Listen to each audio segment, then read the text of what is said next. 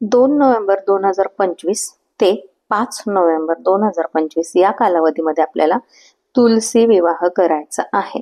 तर त्याच्यासाठी आपला एक व्हिडिओ ऑलरेडी बनलेला आहे. याच्यामध्ये मी शॉर्टमध्ये तुम्हाला सांगते की आपल्याला काय काय साहित्य लागणार आहे. तर तुळस लागेल, धोत्राच्या आणि एरंडांच्या झाडाची फांदी अवेलेबल असेल तर घ्या, आंब्याच्या झाडाची पानं, विड्याची पाने, आवळा, चिंच, बोरं, हळकुंड, विड्याची पाने, सुपाऱ्या, खोबऱ्याच्या वाट्या, हळद कुंकू, तांदूळ किंवा तीळ घ्यायचे. तांदूळ चालत नाहीत शाळीग्रामना, तर शाळीग्रामची मूर्ती असेल तर तांदूळ घेऊ नका.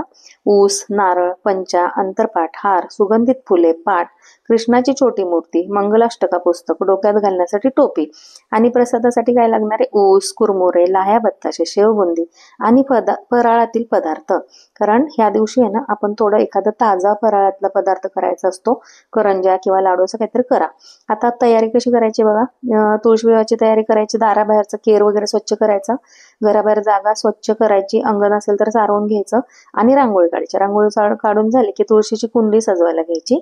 मग हळद कुंकूची टिपके लावायची कुंडीवरती, सगळ्या बाजूने लावायचे. तुळशीमध्ये चिंचा, आवळे आणि ऊस खोचून ठेवायचा. आजूबाजूचा परिसर सुंदर रांगोळ्यांनी फुलांनी सजवून घ्यायचा. त्यानंतर पाट अक्षदा आणि फुलांनी सजवून घ्यायचं सगळं आणि पाटाच्या मधोमध कृष्णाची छोटी मूर्ती ठेवायची आहे. तुळशी समोर पंचा धरून पलीकडे कृष्णाची मूर्ती ठेवलेला पाठ घेऊन एका व्यक्तीला उभं करायचं असतं. मंगलाष्टका म्हणायची आणि सर्वांनी वृंदावनावर अक्षता टाकून टाळ वाजवायचे आहेत आणि वाद्य वाजवायचे आहेत. आरती वगैरे करताना आपण कसं टाळ आणि घंटी वाजवतो तसं वाजवायचं आहे. त्यानंतर पाठ ज्यांनी घेतलेला असतो ना, त्यांना एक फुलांचा हार कृष्णाला घालायचा आणि दुसरा फुलांचा हार तुळशीला घालायचा. नंतर नारळ फोडायचा आणि तुळशी आणि श्रीकृष्णाची आरती करायची, मग प्रसाद वाटायचा. अशा प्रकारे आपल्याला हा विवाह संपन्न करायचा आहे. आता ह्या विवाहाची आहे ना कहाणी मी तुम्हाला सांगणार आहे, म्हणून मी शॉर्ट मध्ये तुम्हाला सगळं साहित्य सांगितलं 2 मिनिटात. आता तुम्हाला तुलसी विवाह का करायचा त्याच्या मागची पौराणिक कथा काय ते सांगणार आहे. चला सुरू करू. भगवान श्री विष्णूंचे तुळशीशी लग्न लावून देण्यामागे काय कारण आहे ते जाणून घेणार आहे आपण. तुळस शाळीग्राम विवाहाची पौराणिक कथा आहे. पौराणिक कथानुसार जालंधर नावाचा एक शक्तिशाली राक्षस होता. या राक्षसाच्या पत्नीचे नाव होते वृंदा. वृंदा ही भगवान विष्णूंची निस्सीम भक्त होती. जेव्हा जालंधर युद्धावर जात असे ना, तेव्हा वृंदा भगवान विष्णूंची पूजा करत असे आणि तिच्या पतिव्रता धर्मामुळे जालंधरला हरवणे कोणत्याही देवदेवतेला शक्य नव्हते. तो ऑलरेडी राक्षस होता, पण ती वृंदा विष्णूंची पूजा करायची, मनापासून पूजा करायची. ती निस्सीम भक्त होती, त्यामुळे जालंधरला नेहमी म्हणजे यशच मिळायचं, तो कधीच हारायचा नाही. जालंधरच्या अत्याचाराने जेव्हा सर्व देवी देवता त्रस्त झाल्या, तेव्हा त्यांनी मदतीसाठी भगवान विष्णूंकडे धाव घेतली.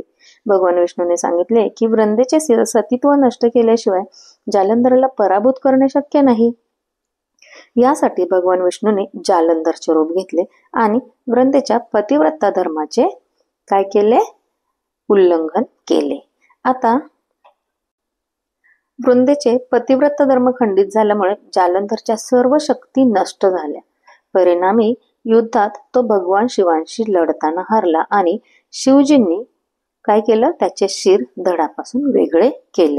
आपल्यासोबत छळ झाल्याचे जेव्हा जालंधरची पत्नी वृंदा हिला समजले, तेव्हा तिला प्रचंड राग आला. क्रोधित होऊन तिने जगाचे पालनहार असलेल्या भगवान विष्णूंना दगड होण्याचा शाप दिला. भगवान विष्णूने तो शाप स्वीकारला आणि ते शालिग्राम रूपात पाषाण म्हणजे दगड बनले. यामुळे देवी लक्ष्मी खूप दुःखी झाल्या आणि त्यांनी वृंदेकडे शाप परत घेण्याची विनंती केली. वृंदेने आपला शाप मागे घेतला, पण त्यानंतर तिने स्वतःला आत्मदाह केले. ती जळून भस्म झाली. आता ती जेव्हा जळून भस्म होते ना, तेव्हा तिच्या राखीतून एक रोपटे उगवतं. काय उगवतं, रोपटं, छोटस रोपटं उगवतं. त्या भगवान विष्णूने त्या रोपट्याला तुळस हे नाव दिले. तुळशी माता लक्ष्मीचाच एक अंश मानले जाते, त्यामुळे भगवान विष्णूंनी नाव दिले. आणि तो कोणाचा अवतार आहे, लक्ष्मीचाच एक रूप आहे, लक्ष्मीचाच एक अवतार आहे. भगवान विष्णू वृंदीच्या पतिव्रता धर्मावर खूप प्रसन्न होते, त्यामुळे त्यांनी वरदान दिले की त्यांच्या शालिग्राम रूपाची पूजा नेहमी तुळशी सोबतच केली जाईल. तेव्हापासून दरवर्षी भगवान विष्णूंच्या शालिग्राम रूपासोबत किंवा स्वरूपासोबत तुळशीचा विवाह करण्याची परंपरा सुरू झालेली आहे.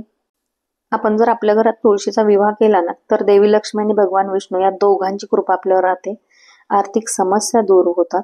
हे व्रत केले तर म्हणजे भक्ताला धनसमृद्धी आणि यश प्राप्त होते आणि ज्यांचे विवाह जमत नाही ना त्यांचे पण विवाह जमतात. सगळे अडथळे दूर होतात आणि तुळशीच्या विवाह विधीने सगळं आपलं लाईफ सुखकर आणि सोयीस्कर होऊन जातं. म्हणूनच शुभ कार्याची सुरुवात तुळशी विवाहानंतर केली जाते आणि संपूर्ण वर्षासाठी विवाह आणि अन्य शुभ मांगलिक कार्यांना सुरुवात होते.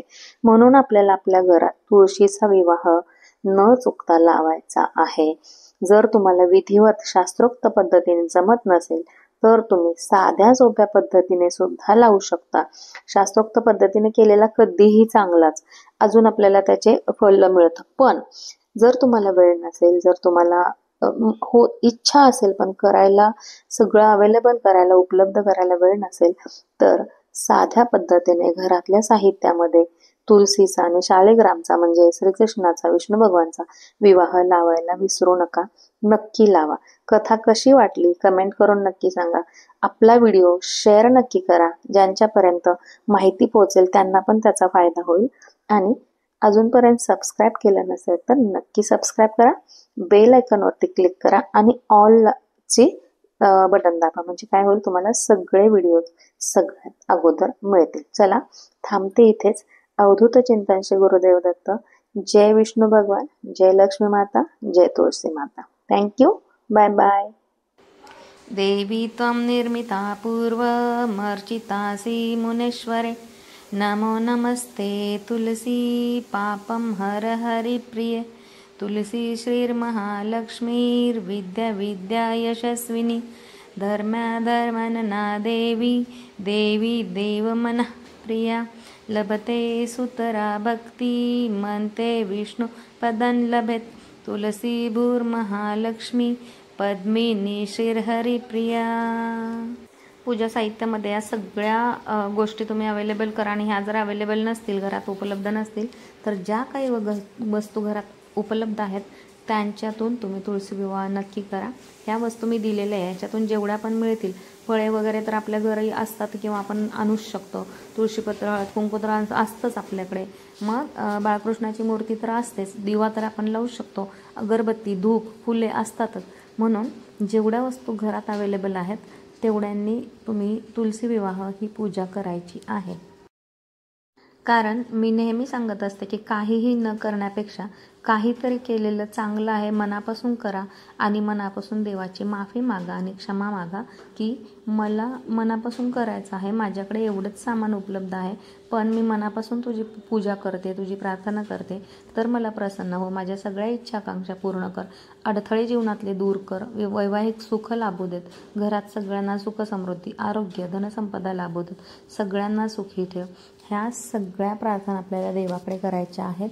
आणि मनोभावे आणि भक्तिभावाने ह्या सगळ्या जे पण आपण देवासाठी करतो ते पूर्ण स्वतःला झोकून देऊन, स्वतःला ओतून त्याच्यामध्ये करायचं आहे. नक्की आपल्याला त्याची प्रचिती येते आणि फलश्रुती मिळतेच.